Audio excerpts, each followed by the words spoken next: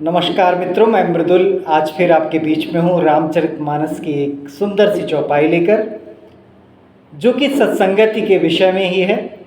तो आइए प्रारंभ करते हैं। विधि बस सुजन कुसंगत परहीं, विधि बस सुजन कुसंगत परहीं, फनि मनि सम निज गुण अनुसरहीं, फनि मनि सम निज गुण अनुसरहीं, विधि बस सुजन कुसंगत परहीं। रामचरितमानस के प्रणेता गोस्वामी तुलसीदास जी ने कहा, सत्संगत के विषय में कहा कि विधि बस सुजन कुसंगत परहीं। दैव संयोग से, हालांकि दैव संयोग नहीं कहेंगे, दैव दुर्योग से, ईश्वर की आकृपा से, ईश्वर की कृपा से नहीं, बल्कि जब ईश्वर की कृपा ना मिले तो ऐसे में सज्जन व्यक्ति भी विधि बस सजन कुसंगत परहीं, कुसंगति में पड़ जाता है, बुरी संगति में पड़ जाता है। दैव के दुर्योग से सज्जन व्यक्ति भी कभी कभी क्या होता है, कुसंगति में पड़ जाता है। लेकिन कुसंगति में पड़कर भी वो अपने गुणों को नहीं खोता। कैसे?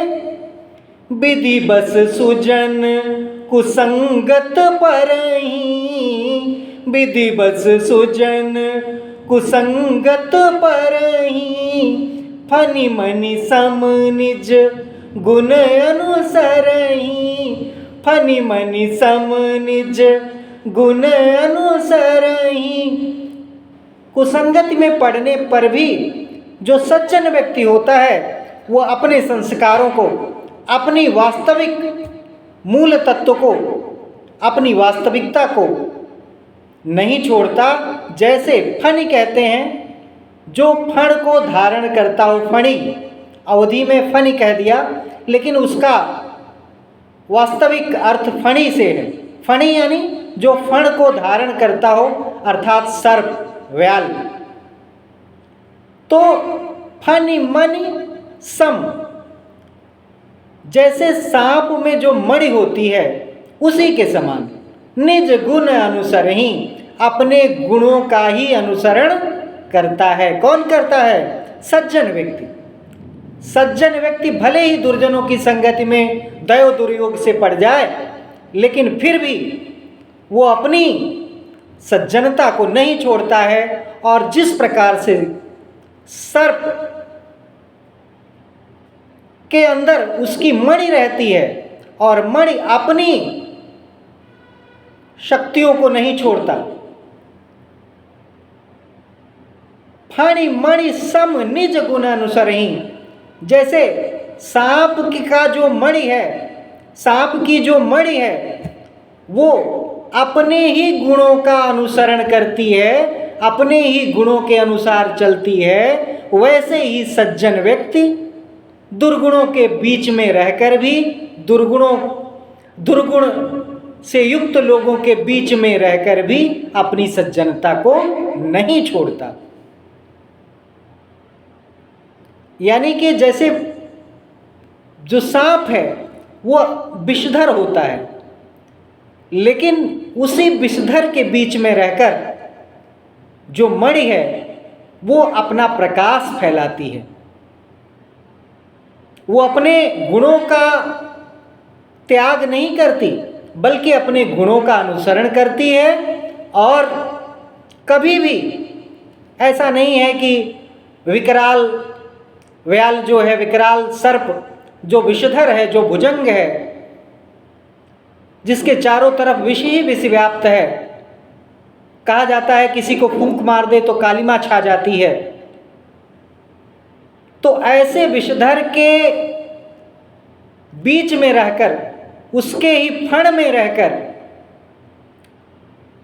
मणि अपने प्रकाश को, जो उसका निजी गुण है, उसको नहीं छोड़ता। मणि अपने सद्गुणों को, नहीं छोड़ती, यानी कि वो प्रकाश ही फैलाता है। तो उसी प्रकार दुर्जन व्यक्तियों के बीच में रहकर भी सज्जन व्यक्ति अपनी सज्जनता को नहीं छोड़ता, भले ही दैव की आकृपा से वो कभी कभी दुर्जन व्यक्तियों की संगति में पड़ जाए। विधि बस सुजन कुसंगत परहीं, विधि बस सुजन कुसंगत परहीं, फनि मनि सम निज गुण अनुसरहीं, फनि मनि सम निज गुण अनुसरहीं। तो सज्जन व्यक्ति अपने ही गुणों का अनुसरण ठीक उसी प्रकार से करता है जिस प्रकार से सर्प के फण में भी रह करके मणि अपने प्रकाश को नहीं छोड़ती, प्रकाश फैलाने का कार्य ही करती है, अपने गुणों को नहीं छोड़ती।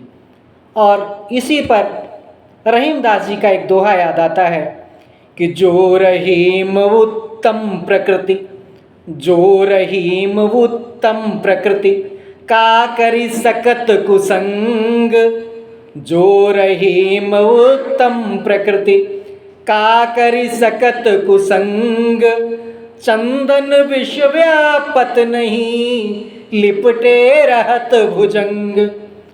रहीमदास जी कहते हैं कि जो व्यक्ति उत्तम प्रवृत्ति का होता है, जिसकी प्रकृति उत्तम होती है, जिसके विचार उत्तम होते हैं, जिसका चरित्र उन्नत होता है, जो रहीम उत्तम प्रकृति, का करी सकत कुसंग, उसका कुसंग क्या कर सकता है। कैसे उदाहरण क्या देते हैं कि चंदन विश्व व्यापत नहीं, लिपटे रहत भुजंग। जैसे चंदन के वृक्ष के चारों ओर सर्प लिपटे रहते हैं, क्योंकि चंदन में शीतलता होती है। सर्प क्यों जाते हैं चंदन के आसपास? क्योंकि चंदन के वृक्ष कहे जाते हैं कि वो शीतल होते हैं, और जो व्याल है, जो सर्प है, जो विषधर है, जो सांप है, वो उसमें विष होता है। तो विष से जो उसकी गर्मी होती है, उस गर्मी से छुटकारा पाने के लिए शीतलता की खोज में वो चंदन को लपेट लेता है, लेकिन फिर भी चंदन के वृक्ष में कभी सर्प का विष नहीं व्याप्त होता। रहीमदास जी ने बड़े सुंदर शब्दों में इसी बात को कहा कि जो रहीम उत्तम प्रकृति, का करी सकत कुसंग, चंदन विश्व व्यापत नहीं, लिपटे रहत भुजंग। तो रहीम जी की इस पंक्ति का आपने आनंद लिया, आप इससे कुछ सीखें, आपके जीवन में कुछ परिवर्तन हो, आपका कल्याण हो, और हर सत्संगत में रहने वाले व्यक्ति का कल्याण हो, और हम हर प्रकार से बचे रहें। जय रहीम, जय श्री राम, जय श्री राम, जय श्री राम।